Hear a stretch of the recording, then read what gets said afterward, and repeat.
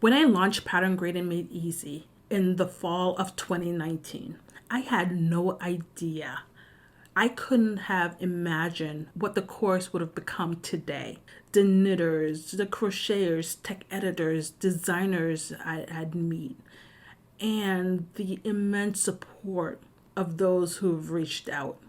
In this bonus episode, I'm talking to Bug of Knitcircus Yarn, and we're getting into her mission of supporting women and how she's given back to the community by sponsoring a scholarship spot to the Pattern Grading Made Easy course. If you want to hear about her journey to becoming a yarn store owner, even as a brand new knitter, her commitment to help further size inclusivity, to know about how you can request yarn support for your next design, and I have to add this in, get a sweet coupon code good until April 20th, 2020, then you're going to want to stay tuned.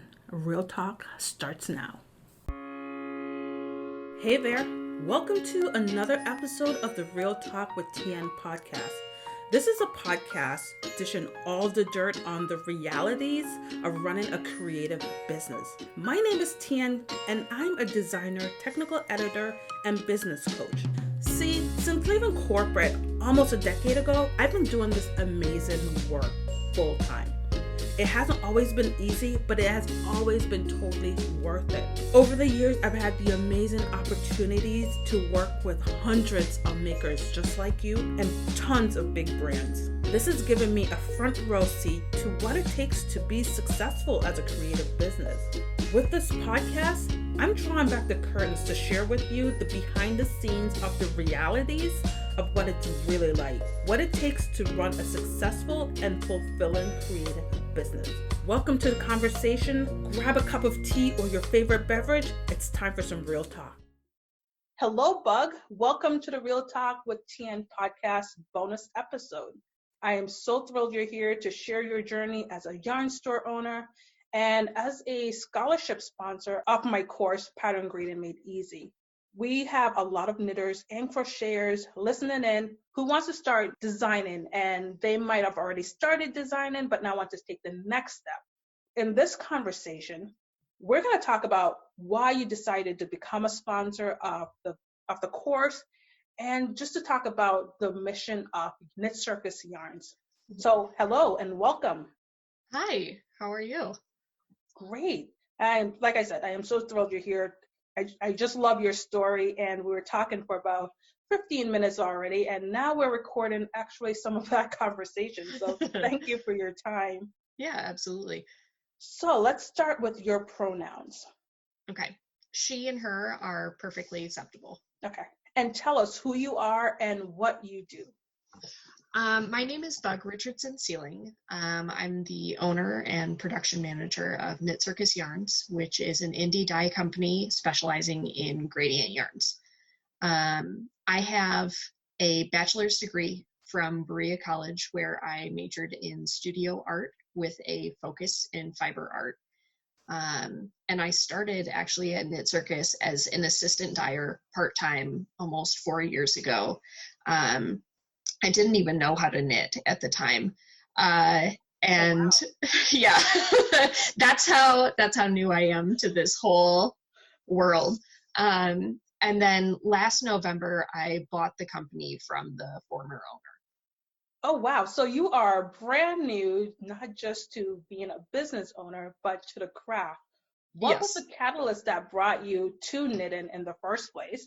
And then, owning a business. Right. So if I was going to give you the quick and dirty on, my kind of journey to where I'm at right now, like I said, I got my fiber art degree from Berea College, and that's for anyone who wants to look it up, Berea. And I'll talk about Berea a little bit more because it's a big part of why I wanted to sponsor a scholarship spot to PGME. But after I got my degree, I moved to Madison, Wisconsin. That's where Knitcircus is. Because my husband, well, now husband, then fiance, had moved here for his job. He had an internship and was offered a position. So he moved here, and I applied for library school at the University of Wisconsin in Madison. So I was working on my master's program and finding that it was not a good fit for me. I don't know if it was the cohort or the school or whatever, but I just wasn't satisfied in the coursework and what I was doing. And that's not a, dig on their program. It works great for some people, but I was finding increasingly that I needed to not be sitting at a desk for the rest of my life, and, wanted to be outside and working with my hands and doing other stuff. And so I took a leave of absence, which ended up being permanent, from the program, and that's fine. And then started instead working part-time at the local animal shelter as a professional cat poop scooper, as I like to say. I was one of the animal caretakers at the Humane Society, and because my husband is a software developer and he, supports our household with his income. So I was trying to figure myself out at that point. And, what do I want to do if not library science? What am I going to do with my fiber arts degree? And so in the meantime, I'll just work with animals because I love animals, and I can't really have any at home because my husband's super allergic. So it was a good compromise for me. And as my husband and I were working on moving out of our current apartment, I ran into who would later be my coworkers, Tashi and Emily, as they were moving a full-size floor loom into her apartment above mine. So I'm like in a ratty t-shirt and blue jeans with like my tool belt on because I'm taking apart furniture and like packing up boxes for our move. And I see them out my balcony window moving a floor-size loom into this tiny apartment. And I was like, well, okay, like I need to talk to these people, right? Like, because of anyone in this building, I know what that equipment is and like what they're doing. So I poked my head out of my door and introduced myself. Didn't really say like who I was, and just kind of was like, hi, I'm your downstairs neighbor. Like, what are you doing with that loom? And they said, oh, moving in her apartment. And I said, okay, well, all right, you guys look like you're busy. I'll leave you alone. And luckily for me, they couldn't get it through the door, but they had seen me with my tool belt on. And so they came to ask me for a wrench. And the rest is, as most people would say, history. Like they both worked at Knitcircus at the time, but don't really anymore. And they talked to me. I went out to lunch with Emily, my upstairs, or at that point, former upstairs neighbor, a month later. And Jala, the former owner of Knitcircus, had just that morning posted an ad for an assistant dyer. And she told me, like, hey, I think that you might actually be really interested in this, given your background in fiber art. So I walked in to Knitcircus with her after our lunch date with, jeans, t-shirt, hoodie, green hair, no resume, like nothing. I wasn't planning to interview for a job that day. And Jala hired me on the spot. And so I started the following week as a part-time dyer and worked part-time for Jala for about 3 years before talking to her. And in that time, my closest friend in Madison moved away, and I was left with a lot of free time because, again, I was working only part-time. So I had my coworkers teach me how to knit, or rather reteach me how to knit. My friend's mom taught me in college, and I just didn't keep up with it. So they retaught me, and it really took off from there because I'm working with yarn all the time and, have a ton of free time. So at that point it's like, well, what else am I going to do? So I was knitting a lot, and I had switched to being the production manager at Knitcircus because I'm a very like hands-on tinkerer, like kind of person.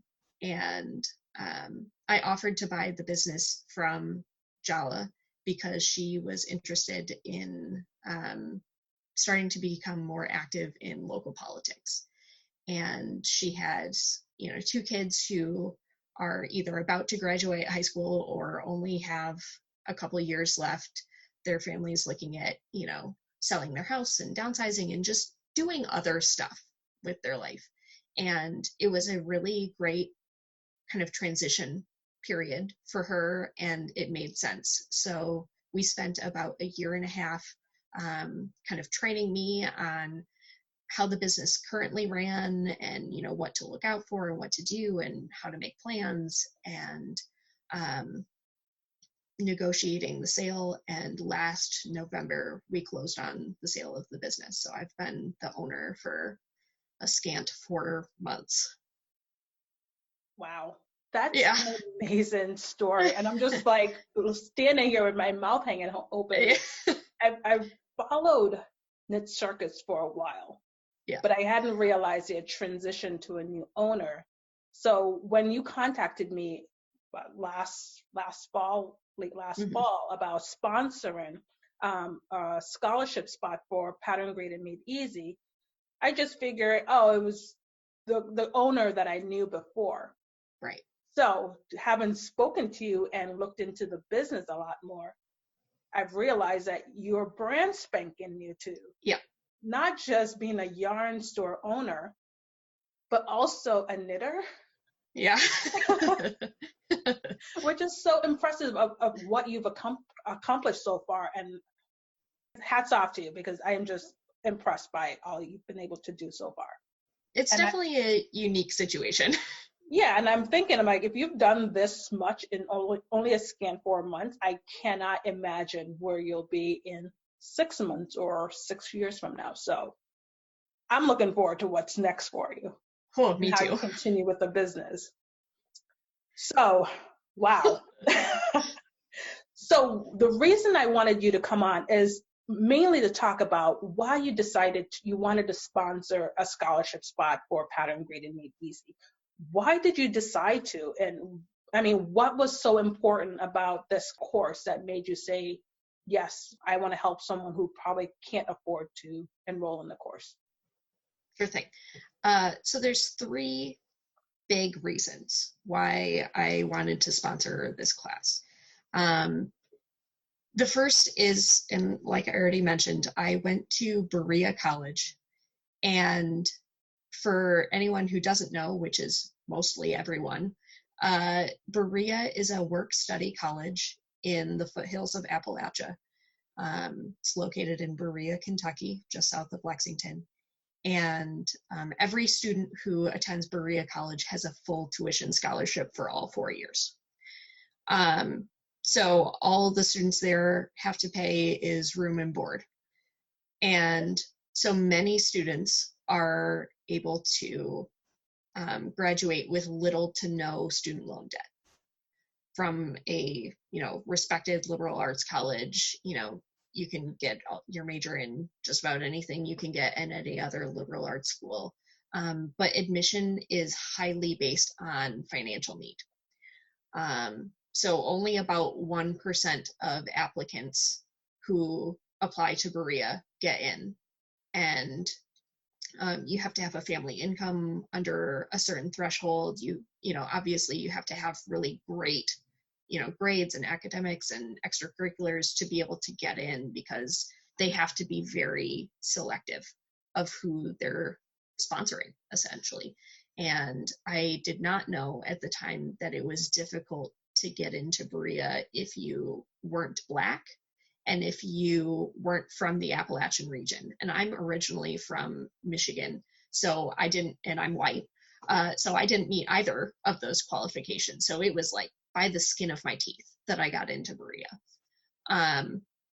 which, you know, and like I just said, you have to be really good to get in, but they focus on helping people with financial need. They focus on, and have always focused on, integrated, you know, community for their college. Before even, Berea College was founded before the emancipation, if I remember correctly. And I might be a little off on that, but it has always been open to students of color. And so like one of the first interracial colleges in the US, it's always been a work study college. It's always been for students of financial need. It's really a unique place. And I mean, I could talk about Berea all day, but my decision to sponsor a spot in PGME is my way of starting to pay forward the opportunity that I was given to get an education for very little. And, you know, there was a lot invested in me as a student. So you've shared a lot about Berea College that I hadn't even known about, and I appreciate you telling us your story as to why, your major why for giving back. Yeah, so that's the big one. But there's two more. Okay. And I'll be shorter on these ones. But, you know, we're here all day, but that's fine. You know, in what I'm doing as a business owner, I try to support other woman-owned, Black-owned, queer-owned, you know, businesses whenever I can. And seeing the work that you're doing and the way that you're offering, you know, knowledge and opportunity and tools to other people is really great. And I want to support that and, you know, support you as a small business owner. So part of it is me paying it forward. Part of it is supporting you and who you are as a person and as a business owner.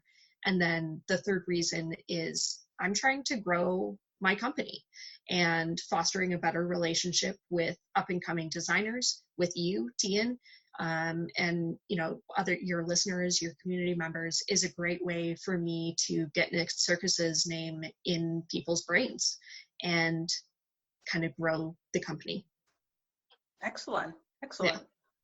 So what were you interested most when you started hearing about Pattern Graded Made Easy? What were some of the things that maybe like jumped out at you about what the course offers?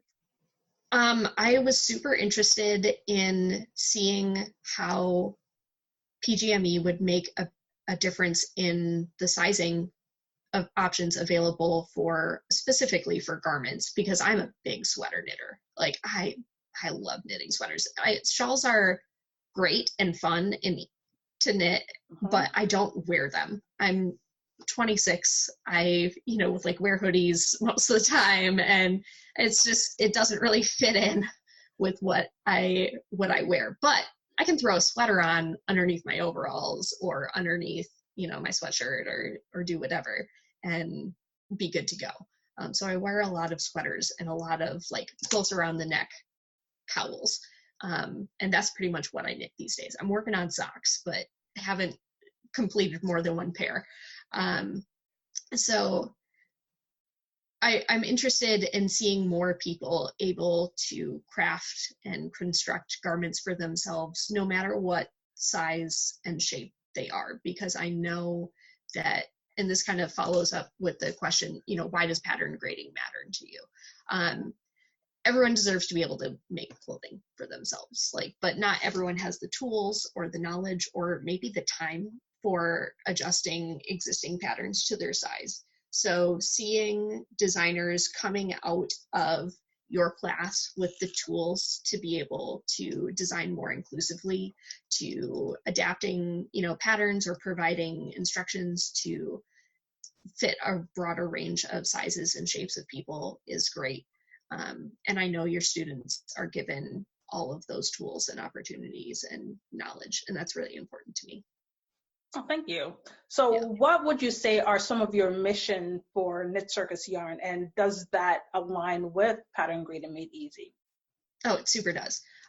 So the kind of at a base level mission of Knitcircus yarn is to produce high quality yarns for knitters and crocheters and provide stable employment and equitable benefits for my employees, all of whom are women, some of whom are women of color, some of whom are queer, some of them are working moms, some of them are living on single incomes, right? Everyone is different and has a unique situation in my company. And so everyone has different needs. We have to be able to have each other's back and, you know, provide benefits that are slightly different for each person based on their needs. And that's something that I'm really, I mean, equity is like the top, you know, of my pyramid of like things that I want to provide for my employees. So, you know, it's one of those things. It says literally in our employee handbook, like, if you are finding that you have a need that is not met, come and talk to me and we will work it out. Like, that's really just kind of how I want to run things. So wow. yeah. I'm just, like I said, I'm just standing here with my mouth open because I am just so impressed by not just you, but the mission of your company and what you're offering to the women that work for you, who are in different situations of their life. And that's what I offer with Pattern Grade and Made Easy. I want women of different sizes and shapes and income to be able to do the things that they love, because I know they could be doing something else or something that's not as fulfilling. And for you to be working with you to offer, you know, scholarship spots I've just been able to allow more women to come in and do this work. Yeah, absolutely. And, you know, I sent you a message a couple months ago saying, like, I will happily sponsor a spot every single time you offer this class. And I stand by that. Every single time I will do that, because it means so much to be able to provide other women a means of earning income that, you know, isn't a trap, right? Like, so many women who are either stay-at-home moms or need a second source of income or whatever fall into like multi-level marketing schemes that are very predatory, you know, some of my own family members included, and friends and people that I grew up with. And it's really disheartening to see that they're putting so much of their time and energy into something that's actually not good for them or not profitable. And instead, you know, being able to help these women who are aspiring to, you know, make an income doing creative work that they love is super important to me, because I was given every opportunity in the world to be able to do that. Yeah, and you touch on a lot of great points as far as women being able to take care of themselves and their families in a non-predatory way. And that's why I do the work that I do. Like you mentioned, I share a lot of my knowledge on social media because, you know, why not? If I'm going to rise to the top, I might as well carry as many people along with me as I can. Exactly. And that's one of the main reasons I created, you know, Pattern Grade and Made Easy and other courses, and offer scholarship spots, because I know there are women out there who would really benefit from the information. They can take their business to the next level, but they just don't have the resources right now. Absolutely. And I appreciate you that you have the resources and you're able to help other women, bring them along on your journey as you grow. Yeah. I mean, one thing that I said recently to someone who was talking about getting yarn support from Knitcircus, they weren't sure, you know, like, gosh, I could pay for like half, I could pay for this, that, and the other. And I said to them, like, I have yarn coming out of my ears. Please take some. Like, it is not a resource that I am in shortage of in any way, shape, or form. And if this is something that will help you get to where you need to be, I'm happy to give you yarn. So that's another thing that we do, and, you know, that you have told your students, is that they can contact me or my team for yarn support at any time, you know, with the caveat that it's one project at a time and that they actually show that they've got a plan for how they're going to use it. Yeah. So. And the last round of the course, I did mention it to the students, and they were just so thrilled. And like you said, some of them were like, well, how much should I ask for? Is it okay for a sweater's quantity? And I just told them, go talk to Bug. She'll help you out. Yeah. Yeah. The student that I sponsored, Jess, she and I are working right now on getting the yarn for her first sweater design. And so we're working on picking out colors and yarn base and stuff right now. And I'm just so excited to be able to provide that for another designer. Yeah. And I'm just so happy just to see her progress and her confidence level from when she started, however many weeks ago, to we just spoke a few weeks ago, and how she's blossomed into this designer who is so confident and just like so ready to take on the world. And now that you're helping her, not just with the course, but to the next level in actually with the yarn. I mean, right. I have all the feels. Yeah. So what message would you like to pass on to the listeners? This is what I wrote this morning, but it's a riff on something that I say all the time, both to my customers and to my friends and family, employees, whoever. Knitting and crocheting is done one stitch at a time. And you don't always know how to do every single thing in a new pattern, but that shouldn't stop you from trying to do it anyway and learning new things as you go. The same thing applies to everything outside of that. You know, you don't always know what you're going to be doing next, but if you take your life one step or one stitch at a time, you can still go a really long way. I didn't set out to be a small business owner by the age of 30, before the age of 30, but that's where my life has led me. And, you know, I'm taking this one step at a time, one day at a time, and I encourage everyone to kind of approach new opportunities with the same open-mindedness. Awesome. Well, thank you so much. And before we wrap up, I do want to ask, what is your favorite yarn to work with? Since you have so much at your disposal, I mean, can you just choose one weight, one color? Oh, yes, I absolutely can. I have a favorite yarn.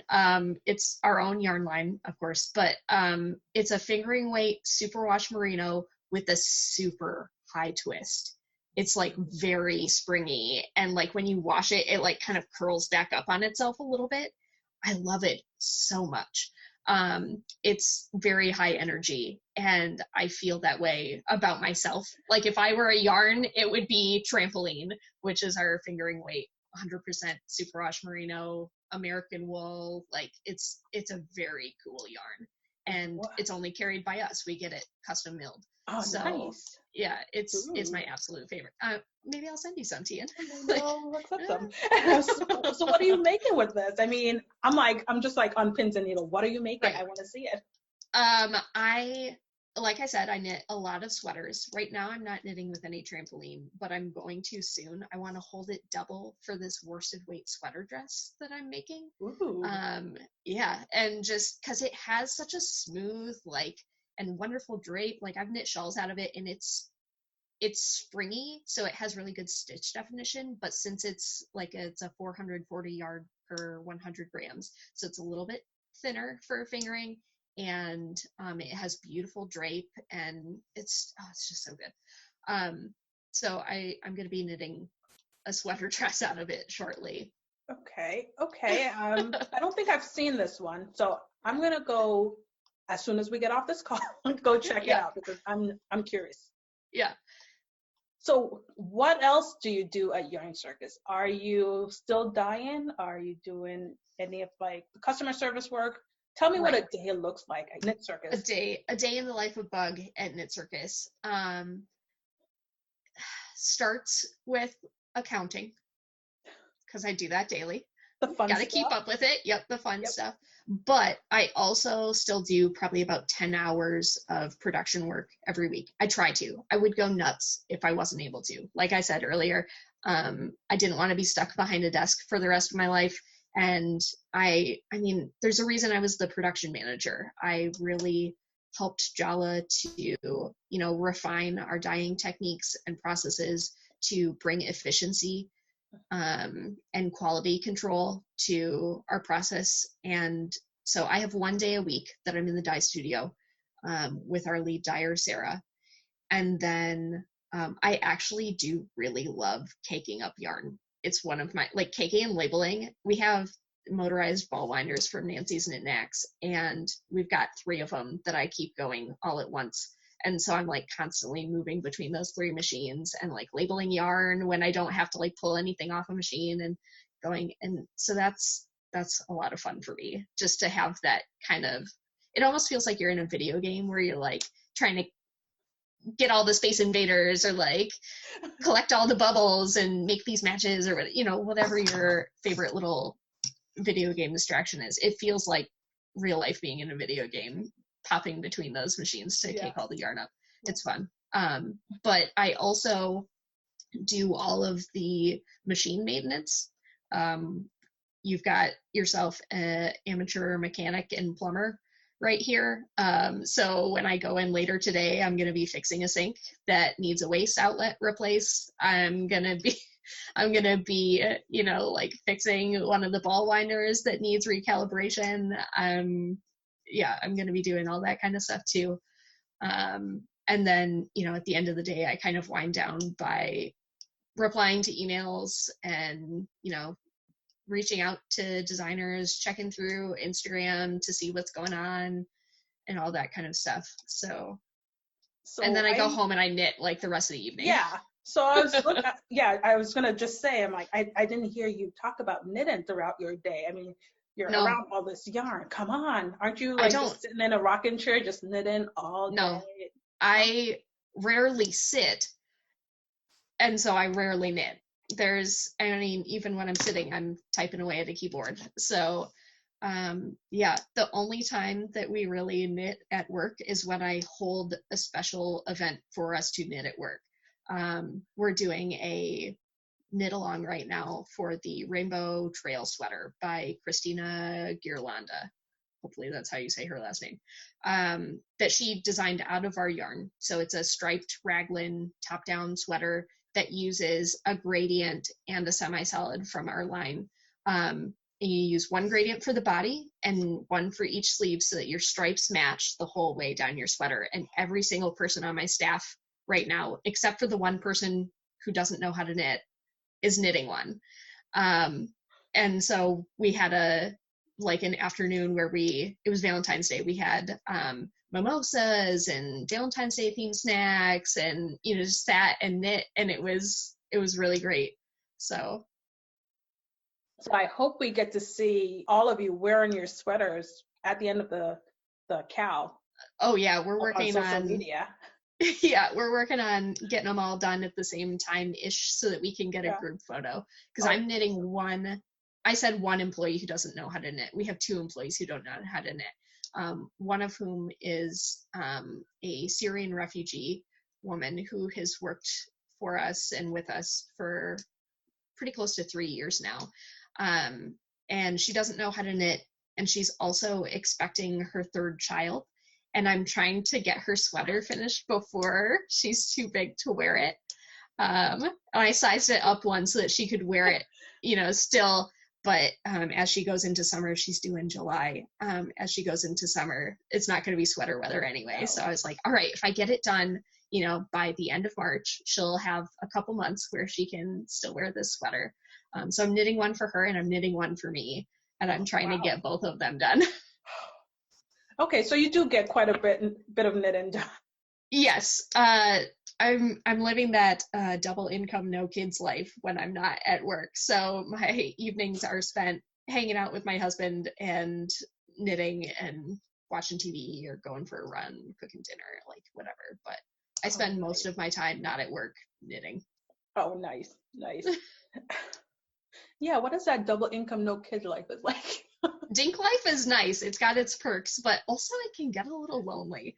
So, I mean, I come from a really big family. I was just home this past weekend. All of my siblings were home. My brother was visiting from Japan because he needed to renew his visa so that he can go back to school over there. And I've got 5 younger siblings and 1 nephew so far. And so all of us were home, but none of us, no husbands or wives were there. They couldn't make it. And so like, it was just all 6 of the Richardson kids, and we're just having a great time.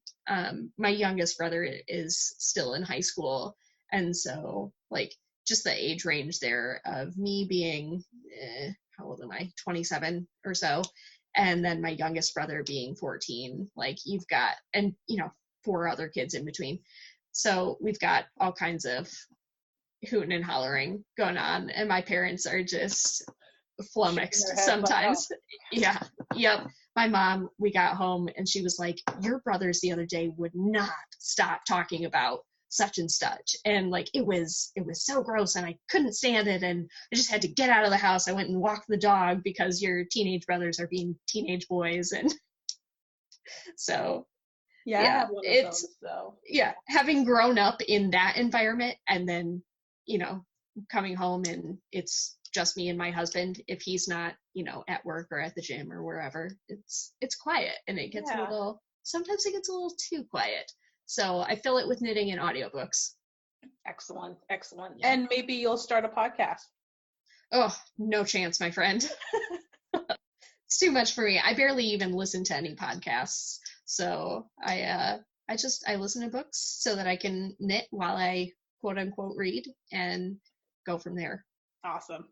So I really appreciate you coming on and telling us your story and not explain, but really share with us why you've sponsored a spot for Pattern Graded Made Easy, and I really appreciate you. So before I let you go, tell us what's coming up next and where can we find you?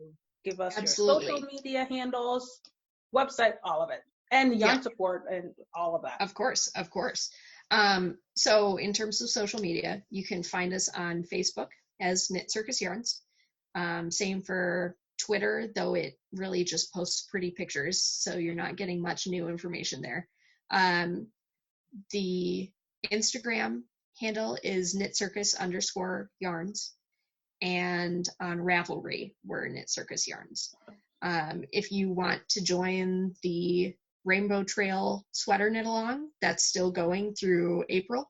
If you want to finish a sweater and be eligible for prizes, the website is www.knitcircus.com. Go there to check out our fabulous yarn. And for listeners of Real Talk with Tian, you can enter the code Real Talk, all one word, all caps, to get 10% off of any ready to ship yarn, including sale items, through April 20th, which is my 4-year anniversary of employment at Knitcircus. Up next for Knitcircus is a big revamp of our wholesale program.